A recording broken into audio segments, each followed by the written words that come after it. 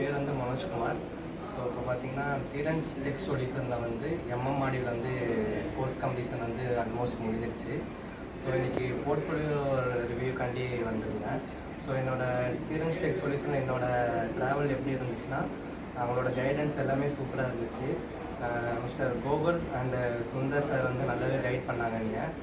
So இப்போ பார்த்தீங்கன்னா இப்போது டெமோ கிளாஸ்க்கு வந்து ஃபஸ்ட்டு சுந்தர் சார் நல்லா கைட் பண்ணார். ஸோ அதில் வந்து எனக்கு ஒரு கிளாரிட்டி கிடச்சிது. ஸோ எம்எம் மாடியூல்னா என்னென்னு அதுலேருந்து நான் ஃபஸ்ட்டு என்னென்னு தெரிஞ்சுக்கிட்டேன். ஸோ அடுத்ததான் என்னோடய டெமோ கிளாஸ்லேருந்து அப்புறம் வந்து என்னோடய கிளாஸஸ் வந்து ஸ்டார்ட் பண்ண ஆரம்பித்தேன்.